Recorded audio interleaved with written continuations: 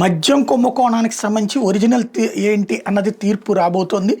మిథున్ రెడ్డికి సంబంధించి రాష్ట్రంలో మద్యం ఆర్డర్లు సరఫరా వ్యవస్థ గతంలో ఆన్లైన్ పద్ధతి ద్వారా పారదర్శకంగా ఉండేదని, వైకాపా ప్రభుత్వాలు దాన్ని మాన్యువల్ విధానంలోకి తీసుకురావడంలో ఆ పార్టీ ఎంపీ మిథున్ రెడ్డి కీలక పాత్ర పోషించారని సిఐడి సిట్ తరపున సీనియర్ న్యాయవాది సిద్ధార్థ రుద్ర హైకోర్టులో గురువారం వాదనలు వినిపించారు.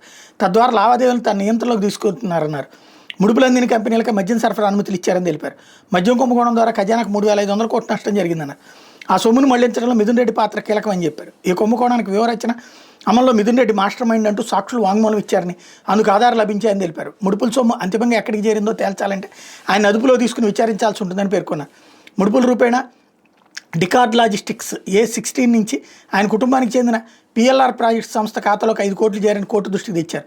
బెదిరింపులకు పాల్పడి మద్యం ఉత్పత్తి సంస్థలను బలవంతంగా స్వాధీనం చేసుకున్నారని వివరించారు.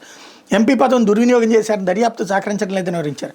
మిథున్ రెడ్డికి నేర చరిత్ర ఉందని, ఆయనపై 8 కేసులు నమోదయ్యాయని చెప్పారు. ముందస్తు బెయిల్ పిటిషన్ కొట్టేయాలని కోరారు.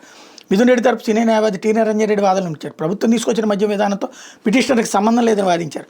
4 రోజుల్లో ఈ కేసులో అభియోగ పత్రం దాఖలు చేస్తామని సిట్ తరపు న్యాయవాది విజయవాడ ACB కోర్టుకి తెలిపారని న్యాయమూర్తి దృష్టికి తెచ్చారు. షరతులతో ముందస్తు బెయిల్ ఇవ్వాలని కోరారు. 20 వాదనలు ముగియడంతో తీర్పును రిజర్వ్ చేస్తున్నట్టు హైకోర్టు న్యాయమూర్తి జస్టిస్ టి మల్లికార్జునరావు ప్రకటించారు.